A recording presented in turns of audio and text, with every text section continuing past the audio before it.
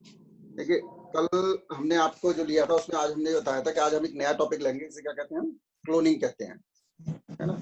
Cloning हम सभी लोगों ने देखा हुआ है और स्टडी भी किया हुआ है ना। क्लोनिंग फॉर एग्जांपल आप ले लीजिए,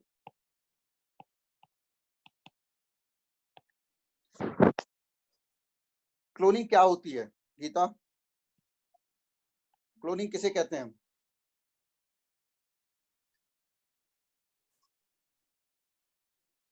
बताओ गीता, क्लोनिंग किसे कहते हैं?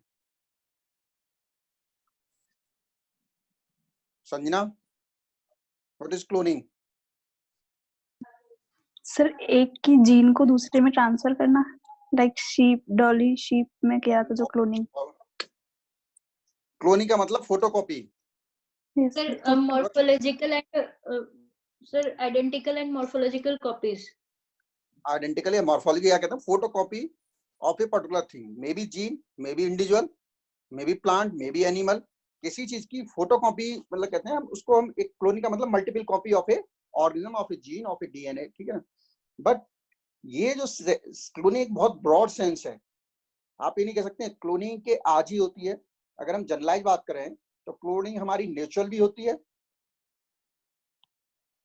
जैसे नेचुरल क्लोनिंग का example sir for example in asexual reproduction. Asexual reproduction जितना एनिमल्स में भी होता है हमारा। क्यों? एसेक्सुअल रिप्रोडक्शन में क्या होता है, जैसे ये अमीबा है तो इससे ही दो बनेंगे, तो ये दोनों अमीबा इसके जीनोटाइप में सेम होंगे। तो आज के सेंस में जब हम क्लोनिंग की बात करते हैं तो genotypically identical production of genotypically identical individual is called cloning. यानी क्या शर्त है उनकी? जीनोटाइप सेम होना चाहिए। जीनोटाइप सेम है तो उसको हम क्या कहते हैं? क्लोनिंग कहते हैं। नेचुरल क्लोनिंग का जैसे बताया था, इसमें आप तमाम रिप्रोडक्शन देखते हैं। एसेक्सुअल रिप्रोडक्शन के एग्जांपल जैसे बाइनरी फिजन है, बडिंग है, ठीक है, ये तमाम आपने देखे। रीजनरेशन है, ये सारे एग्जाम्पल किसके हैं? क्लोनिंग के हैं। बट ये नेचुरली हो रहे हैं, ठीक है, इसको आप नहीं करा रहे हैं। ऐसे बहुत से प्लांट्स में भी होता है, बहुत से एनिमल में होता है, ये नेचुरली क्लोनिंग होती रहती है। जो नेचुरली क्लोनिंग होनी है उस पर हमें डिस्कस करने की ज्यादा नहीं जरूरत है, क्योंकि नेचुरल में हो रही है और उससे it is a mode of reproduction, एक रिप्रोडक्शन करने का एक तरीका है, इसलिए इस पर ज्यादा फोकस नहीं किया जाता है। लेकिन इसको हम जब आर्टिफिशियली करते हैं, तो किस लिए करते हैं? उनका मोटिव क्या है? प्राइम मोटिव क्यों हम क्लोनिंग आर्टिफिशियली करते हैं?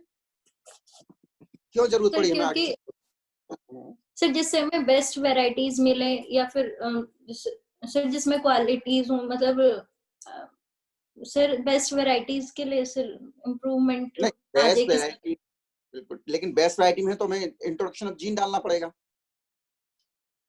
भाई। बेस्ट वैरायटी का मतलब हमने किसी का एक जो डिफरेंट एनिमल से उनके हमने जीन उठाए अच्छे अच्छे और उसको इनपुट कर दिया, तो हमने एक नई बेस्ट वैरायटी बन ली। लेकिन क्लोनिंग का है वेजिटेबल रिप्रोडक्शन, जो आप प्लांट्स में होगा, आपने देखा है वेजिटेबल रिप्रोडक्शन होता है प्लांट्स में, ठीक है ना। जैसे कुछ प्लांट्स क्या होते हैं, कुछ नेचर में भी होता है कि प्लांट्स के जैसे फंगाई में है, एल्गी में है, टुकड़े टूट के गिरते हैं, उससे नए प्लांट बन जाते हैं, है ना। फिर इसके साथ ही अगर आप आर्टिफिशियल में देखेंगे, जो है जैसे आपने देखा हो गन्ना है, पटेटो है ना, शुगर केन है, या आपका रोज है, गुलाब है, ये सब क्या आप क्या जानते हैं? वेजिटेटिव प्रोडक्शन होता है, एसेक्सुअल रिप्रोडक्शन होता है, यानी हम उसके पार्ट्स को कट करते हैं और उन्हीं से हम तमाम प्लांट्स को ग्रो कर लेते हैं। तो इसका एक बेनिफिट ये भी है कि हम इजीली हम किसी चीज को ग्रो कर सकते हैं। हॉर्टिकल्चर में आर्टिफिशियल क्लोनिंग, जिसे वेजिटेटिव प्रोपगेशन कहते हैं, आर्टिफिशियल क्लोनिंग बहुत समय से चली आ रही है, नेचुरल भी, और फिर बाद में इंसान भी करने लगे। जैसे आपने पटेटो देखा है, पटेटो की जगह होती है आईज होते हैं, यस सर, शांत होते हैं, उनको पीसेस में कट करके क्या करते हैं? हम ग्रो करते हैं। ये पटेटो जो ग्रो होंगे, इससे 4 पटेटो जो बनेंगे, 4 प्लांट लगते उसमें हजारों पटेटो बने, उसका जीनोटाइप कैसा होगा? सेम इस पेरेंट जैसा होगा जीनोटाइप। तो जितने भी वेजिटेटिव प्रोडक्शन से बनते हैं प्लांट्स, हम जो आर्टिफिशियली बनाते हैं, वो सारे के सारे भी क्लोन्ड है, ठीक है। तो वो भी हमारे किससे बनते हैं? वो भी हमारे क्लोनिंग से बनते हैं। तो क्लोनिंग एक क्या है? क्लोनिंग एक ऐसा प्रोसीजर है जिसमें हम क्या करते हैं कि हम genotypically identical individuals, plants, organisms, gene, इनको हम तैयार करते हैं। स्क्रीन सबको दिख रही है? यस सर, ठीक है ना। तो क्लोनिंग क्या हो गया आपका?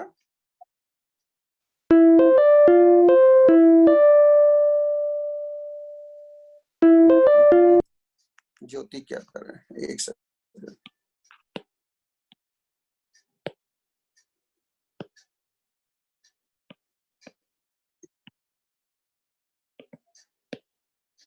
ठीक,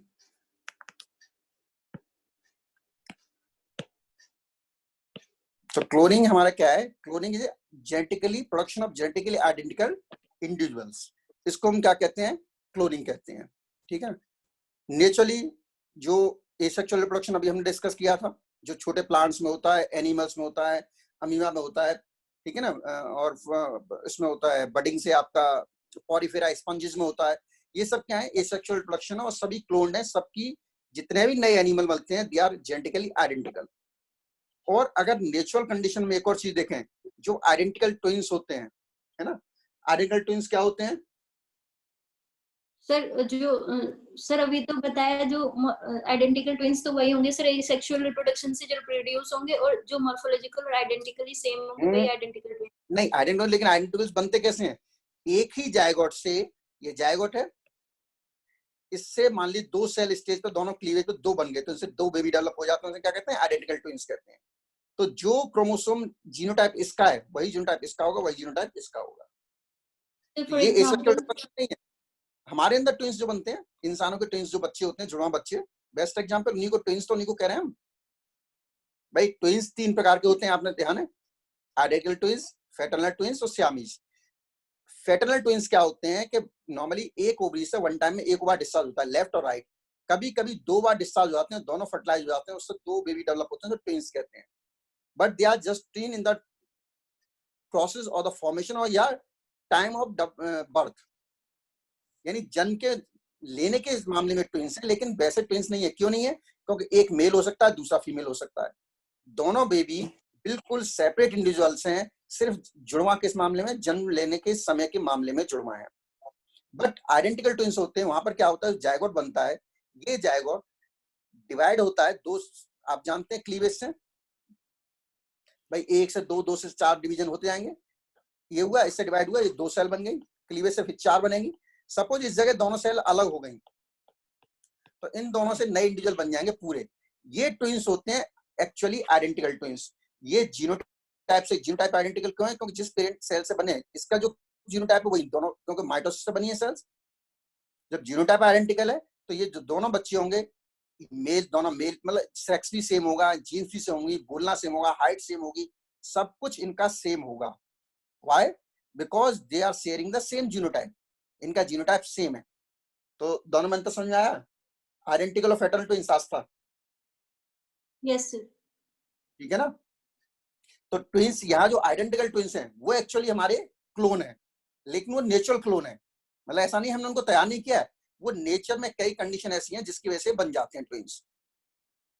उसके रीजन कई अलग होते हैं। ट्विंस एक नॉर्मल रिप्रोडक्शन है, आपको पता भी है कि मॉर्गुला स्टेज तक ट्विंस बन सकते हैं। ऐसे एसेक्सुअल रिप्रोडक्शन बहुत से प्लांट, बहुत से एनिमल में अपने आप पूरा था। हम क्लोनिंग बायोटेक्नोलॉजी में इस्तेमाल करते हैं वर्ड को।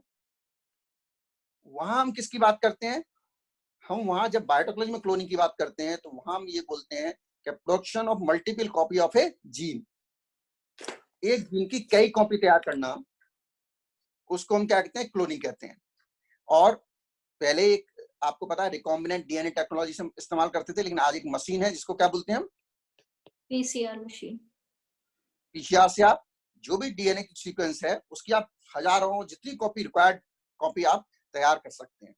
तो क्लोनिंग, एक नेचुरल क्लोनिंग अलग है, ठीक है ना, और ये आर्टिफिशियल क्लोनिंग है, तो जिससे हम हजारों कॉपी या सैकड़ों कॉपी, जितनी हमें जरूरत है कॉपी, हम उसने तैयार कर सकते हैं।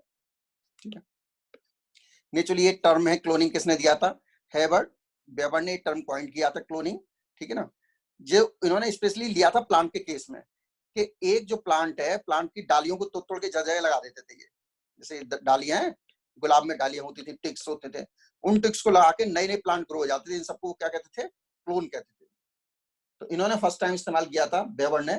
तो क्लोन जो टर्म दिया हुआ है, वेबर का दिया हुआ है, जिसमें उन्होंने प्लांट्स की टिक्स से बनाने वाले प्लांट्स को ही हम क्लोन कहते हैं। ठीक है, नेचुरल क्लोनिंग बहुत से प्लांट्स हैं, आपके एल्गी हैं, जैसे हेजल ट्री है, ये आप पूरा देखना, ये हेजल ट्री पूरा एक पूरे जंगल बन जाते हैं, इसमें ट्री के गुच्छे गिरते हैं नीचे, उनसे नए ट्री तैयार हो जाते हैं।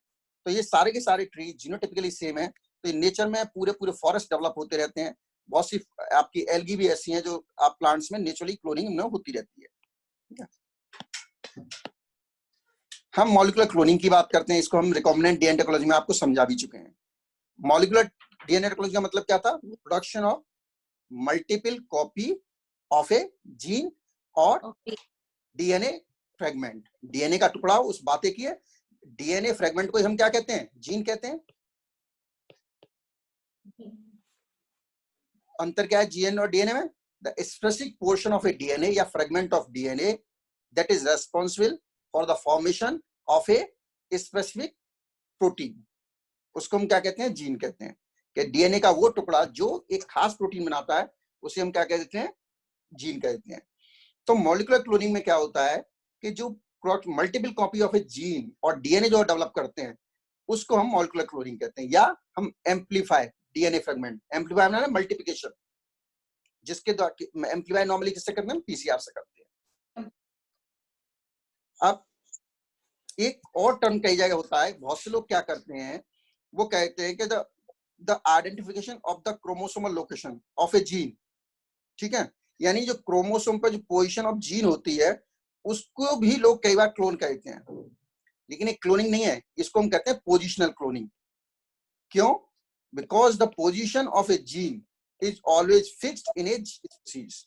ये आप जानते हैं कि एक जीन की जो पोजीशन है वो एक स्पीसीज में फिक्स रहती है, can not be changed. So this is called positional cloning. और बेसिकली इट इज ए, क्या कहते हैं हम इसको? लोकस या लोकाई कहते हैं। तो क्लोनिंग से लोग कई जगह इसको मिसलीडिंग कर देते हैं, लेकिन उससे क्लोनिंग का डायरेक्ट लेना देना नहीं है। लेकिन फिर भी अगर आप क्लोनिंग वर्ड यूज कर रहे हैं तो ये पोजिशनल क्लोनिंग है, यानी position of A gene on A chromosome. उसकी जब ये माइटोसिस होती है तो क्या होता है? एक क्रोमोसोम क्यों करते थे? 1 से 2 बन जाते थे। भाई जब भी सेल डिवीजन होगा तो हर जीन की डबल कॉपी बनेगी, तो इसलिए लोग क्या कहते थे, जो डबलिंग ऑफ जीन हो रही है उसको क्लोनिंग कह देते थे। लेकिन वो क्या है एक्चुअली कि पोजीशन क्लोनिंग है। उसका क्लोनिंग से जब भी सेल डिवीजन होगा तो हर जीन की कॉपी बनेगी ही बनेगी। 8 किसका रोल नंबर है?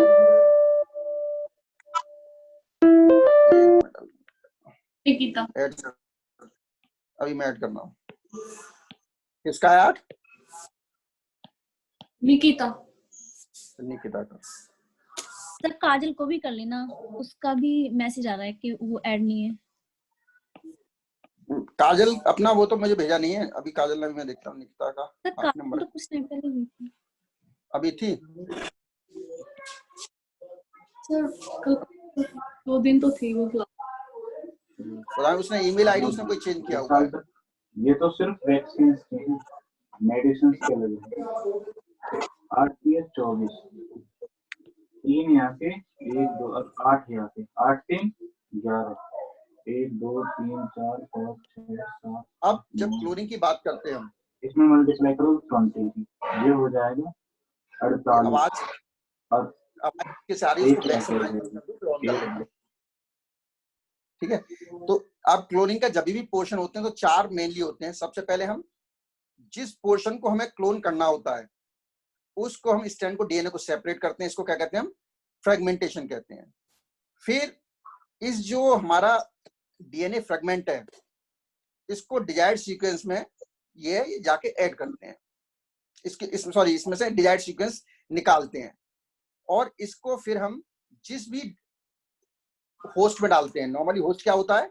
जैसे बैक्टीरिया है, बैक्टीरियल डीएनए होता है, और बैक्टीरिया में जो प्लाज्मिड होता है, आप जानते हैं प्लाज्मिड को हम वेक्टर की तरह इस्तेमाल करते हैं। तो ये प्लाज्मिड होस्ट डीएनए हम यहाँ पे एक इंजर्ड डीएनए को कर देते हैं, इसे कहते हैं ट्रांसफेक्शन कहते हैं। ठीक है, और फिर हम फाइनली जो सेल्स में, अब बैक्टीरिया में आप आंखों से देख नहीं सकते किस बैक्टीरिया में डीएनए ऐड हो गया, किस ऐड नहीं हुआ, तो उसके कई मेथड होते हैं जो रिकॉम्बिनेंट टेक्नोलॉजी में आज फिर समझाऊंगा। उस मेथड से हम इसको आइडेंटिफाई कर लेते हैं कि जो बैक्टीरिया में चला गया, ये डीएनए इंट्रोड्यूस हो गया, उसको हम सेपरेट कर लेते हैं, बाकी को हम छोड़ देते हैं। क्योंकि हमें उन बैक्टीरिया को आइडेंटिफाई करना है जहां हमारी जीन इंजर्ड हो गई है और उसी से हमारी कॉपी तैयार होती है। ये ओल्ड मेथड है रिकॉम्बिनेंट। आजकल पीसीआर आ गई है तो इसमें कुछ करने की जरूरत, सीधे जीन सीक्वेंस डालिए और आप उससे तैयार कर लीजिए। सर स्क्रीन शेयर नहीं हो रही। स्क्रीन शेयर नहीं हो रही है तो कभी नहीं करना।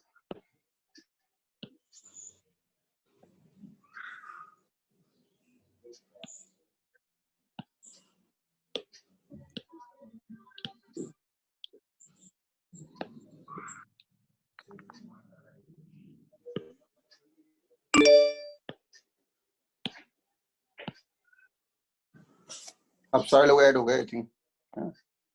कितने लोग ऐड हैं? 8 लोग ऐड हैं, चलिए गुड। आप शेयर हो रही है screen? Yes sir.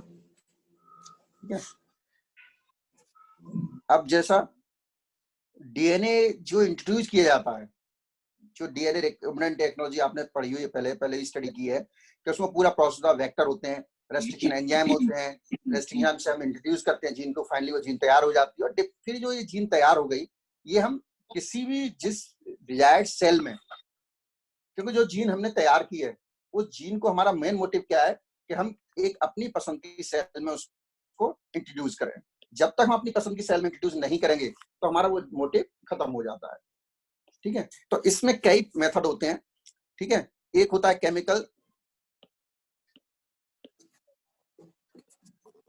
Chemical central of cell, दूसरा इलेक्ट्रोपोर्टेशन, तीसरा ऑप्टिकल इंजेक्शन और बायोडिस्टिक्स।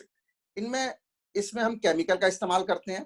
ठीक है, ये जेल बेला पैटर्न है। इसमें हम क्या करते हैं, लेजर इस्तेमाल करते हैं, जैसे आंखों में या लाइट की मदद से जीन को ट्रांसफर करना। ठीक है, इसमें एक मेथड होता है जीन गन कहते हैं, जैसे कहते हैं गन से गोली दागते हैं आप, तो इसमें जीन को हम एक जीन गन कहलाती है, उसकी मदद से हम जीन ट्रांसफर कर देते हैं सेल में। तो डिफरेंट मेथड होते हैं जिसके द्वारा हम जीन को, किसी जो डिजायर्ड जीन है उसको इंट्रोड्यूस करते हैं किसी होस्ट सेल में। ठीक है, फिर हम ये आइडेंटिफाई करते हैं कि हमारी जो जीन है, जीन हमने पेनिट्रेट कर दी होस्ट सेल के अंदर, क्या ये जीन वाकई पहुंच गई है या नहीं पहुंच गई है। सेलेक्ट जिस सेल में पहुंच जाएगी उसको हम आइडेंटिफाई कर लेंगे, उससे मल्टीपल कॉपी तैयार करेंगे, जिसमें नहीं पहुंचेगा हमें डिस्कार्ड कर देंगे। उनके कई तरीके होते हैं, या तो हम एंटीबायोटिक रेजिस्टेंस मेथड अपनाते हैं। किसी को याद है antibiotic resistance method, recombinant DNA technology वाला? सर जिसमें हम मतलब इक्वार फर्स्ट रेस्ट्रिक्शन एंजाइम देते हैं, फिर उसमें। हाँ वो तो ठीक है, लेकिन इसमें और क्या होता है Yes, बताइए, sir. यहाँ तक सही है। तो इसमें क्या होता है कि सबसे पहले हम सीजर लाइक, मतलब उसको सीजर भी बोलते हैं, जेनेटिक सीजर, जो हमारे रेस्ट्रिक्शन एंजाइम होते हैं, तो उनसे हम पहले डीएनए की सीक्वेंस को कट करते हैं।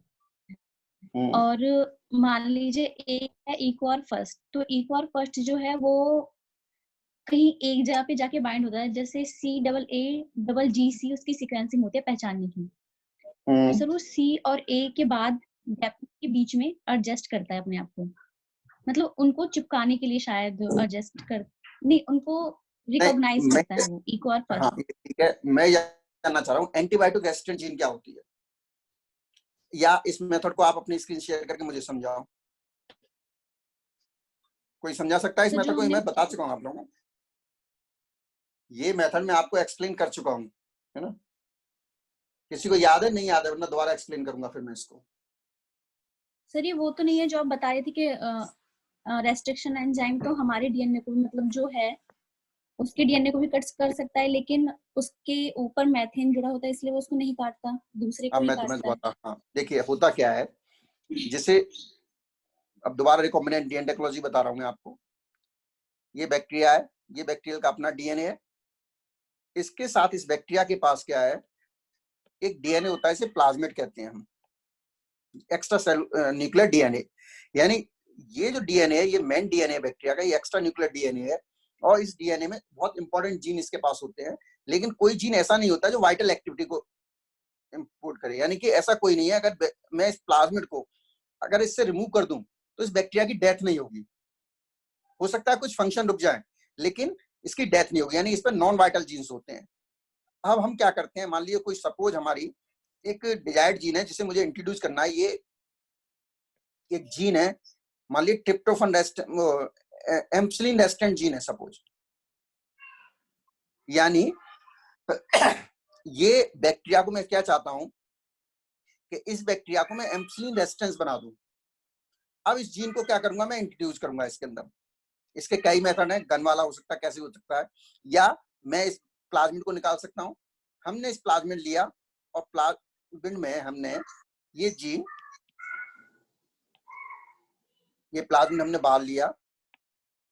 मैं समरी में बता रहा हूं, मैं चूंकि आपको पहले बता चुका हूं, ये जो आपकी टी जीन है ये आपने यहाँ ऐड कर दी। अब ये जो प्लाज्मिड है इसमें कौन सी जीन मौजूद है, एम्पसिलिन रेजिस्टेंस।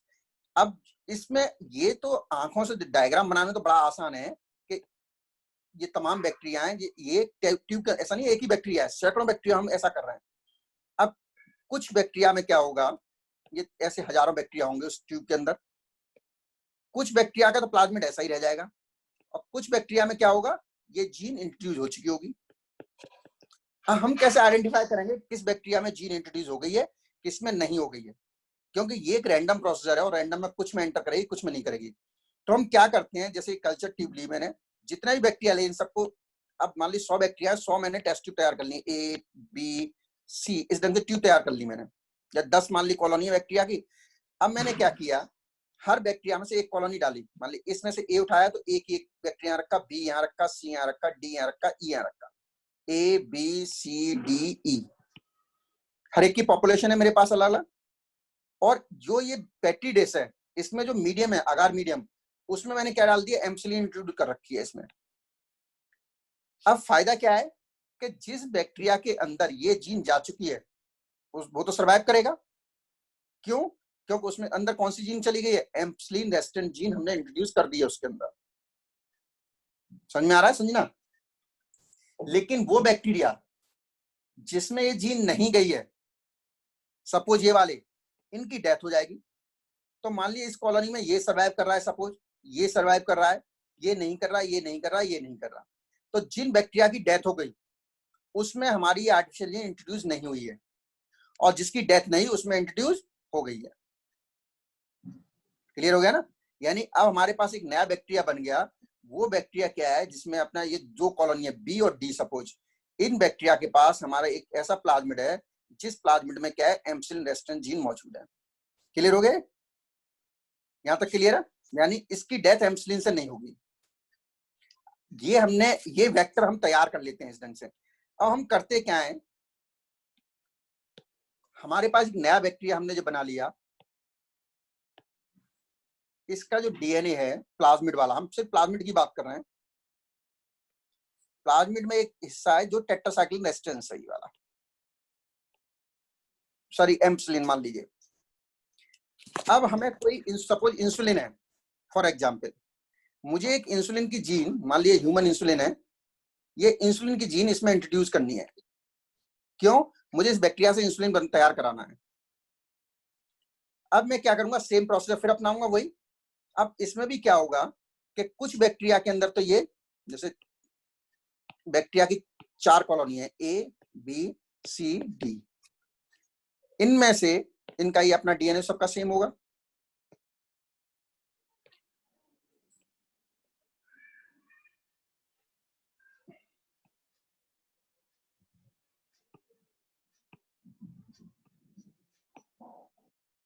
और सबका ये अपना अपना सब में यहां तक तो सेम है।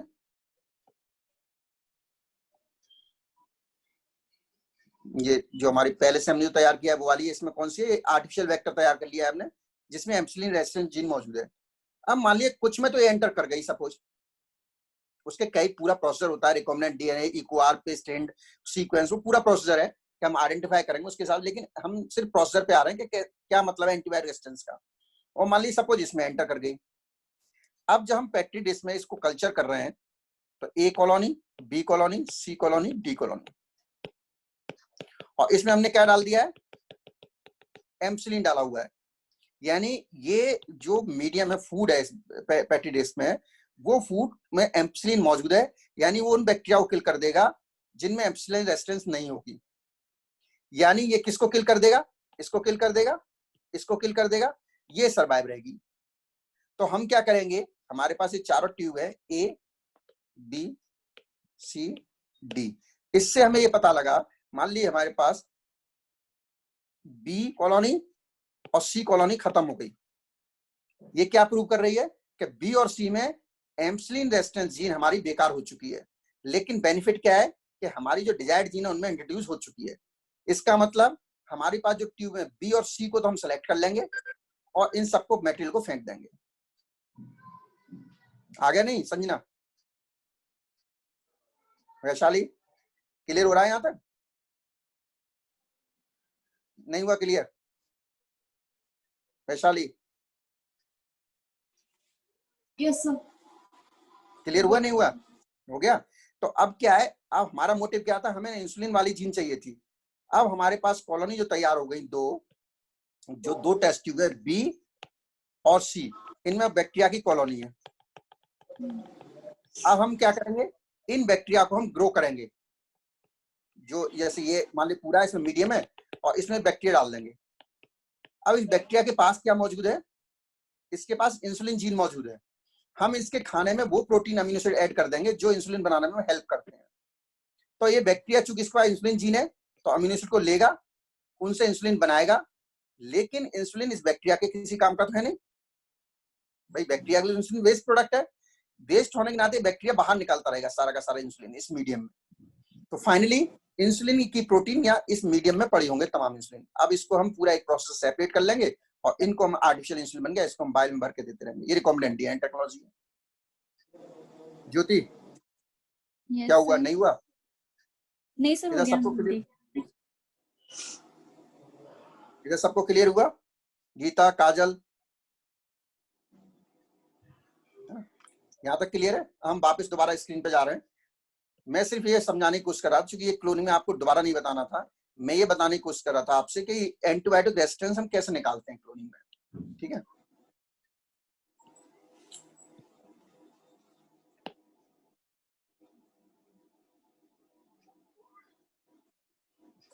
अब स्क्रीन शेयर हो रही है आपको? ठीक है, तो इस ढंग से हम इनको, एक तो ये एंटीवायरस रेजिस्टेंस वाला कंसेप्ट होता है, दूसरा एक काम और करते हैं हम कि हम जो फॉरेन जीन ऐड कर रहे हैं उसके साथ हम कोई कलर डाल देते हैं, जेनेटिक जो जीन ले सकें। तो वो क्या है, कलर से भी एक तो एंटीबायोटिक रेजिस्टेंस कंसेप्ट है, इससे हम आइडेंटिफाई कर लेते हैं कि जीन कहाँ ऐड हो गई, कहाँ नहीं ऐड हुई। और दूसरा तरीका क्या है हमारा, एक कलर सिलेक्शन मार्कर डाल देते हैं, मार्कर के आधार पर भी हम आइडेंटिफाई कर लेते हैं कि जीन एंटर कर गई या नहीं कर गई। ठीक है,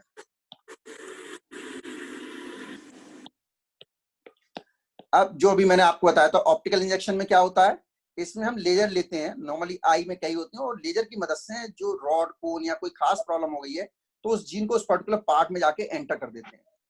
तो उससे जो डिफेक्टिव पोर्शन है, जो चीज नहीं बन रही है आंख में, वो चीज ऐड करती है। इसे ऑप्टिकल इंजेक्शन कहते हैं, जिसमें लाइट की मदद से ऐड करते हैं।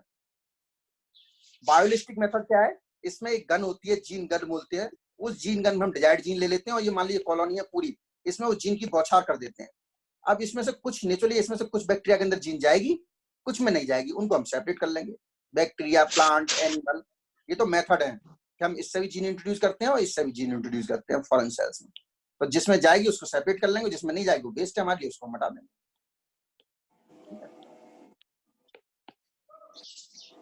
अब सेल क्लोनिंग जो चली रहे हैं भाई, मॉलिक्यूलर हो गए। सेल क्लोनिंग में क्या है, या तो यूनिसेलुलर में आपको पता है बैक्टीरिया, यीस्ट, एल्गी, अमीबा, इन सब में ऑटोमेटिक ये यूनिसेलुलर ऑर्गेनिजम्स हैं, इनकी नेचुरल में अपने आप एसेक्सुअल रिप्रोडक्शन होता है। उस एसेक्सुअल रिप्रोडक्शन से इनकी क्लोनिंग लगातार होती रहती है, इनसे मल्टीपल ऑर्गन बनते रहते हैं। दूसरे आपके क्या है, जो मल्टी सेलुलर ऑर्गेनिजम्स है ना। मल्टी सेलुलर ऑर्गेनिजम्स जैसे आपका पॉरीफेरा ले लीजिए, मल्टीपल सेलुलर ऑर्गेनिज्म है। यहाँ एक प्रोसीजर होता है जिसमें हम क्या कहते हैं, बडिंग कहते हैं, उससे होती है। या हम एक क्लोनिंग रिंग्स तैयार करते हैं, है ना, क्लोनिंग रिंग्स की मदद से हम करते हैं। ये आर्टिफिशियल मेथड है, और जो बडिंग क्या है वो नेचुरल मेथड है। बडिंग में क्या होता है कि जैसे ये स्पॉन्ज है, स्पॉन्ज में ये बड निकली, ये यहाँ गिरेगी और पूरी पूरी इस ढंग से कॉलोनी बडिंग की तैयार हो जाती है।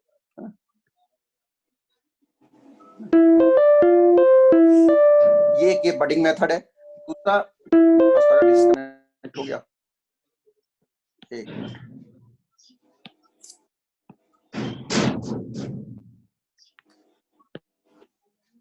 ठीक, एक और नया मेथड है, स्टेम सेल क्लोनिंग बोलते हैं हम इसको। हाँ, स्टेम, बस एक मिनट बताओ, स्टेम सेल क्लोनिंग मेथड है। ठीक है ना, इस स्टेम सेल क्लोनिंग मेथड को जो सबसे इंपॉर्टेंट है, इसको हम कर लेंगे। ठीक है, अभी आप में से अगर किसी का कोई क्वेश्चन है, कोई डाउट है ना, तो वो मुझे बताइए, क्योंकि कुछ लोग आ गए, तो इसको हम इसके आगे कर लेंगे। और इसको भी मैंने उस पर शेयर कर रखा है, क्या बोलते हैं, आपकी साइट है, ठीक है ना, वहां से ले लीजिएगा। हाँ, स्लाइड शेयर्स हैं, ठीक है ना, वहां से ले लीजिए। इसके आगे कर लेंगे, कल ही खत्म हो जाएगा क्लोनिंग। ठीक, और कोई डाउट किसी का? आपके रेस्ट्रिक्शन एंडोन्यूक्लियस टेक्नोलॉजी में पूरी समझा चुका हूँ आपको, उसको एक बार स्टडी के लिए, वो यहाँ एक पार्ट है, क्लोरीन से एक्सप्लेन नहीं करना, वो अपने आप में रिकॉम्बिनेंट डीएनए अपने आप में पूरा क्वेश्चन है, फुल क्वेश्चन है जिसको आपको एक्सप्लेन करना है। लेकिन यहाँ एक पार्ट है, उसको आपको समझने की जरूरत है, लेकिन डिटेल में समझाने की जरूरत नहीं है यहाँ पर, ठीक है। लेकिन पॉइंट्स आते हैं, आपको वही ध्यान नहीं है कि वो क्या था और क्या नहीं था। गीता क्या हुआ आपका, क्यों नहीं दिख रहा है? चलिए बाकी कर लेंगे, ठीक है।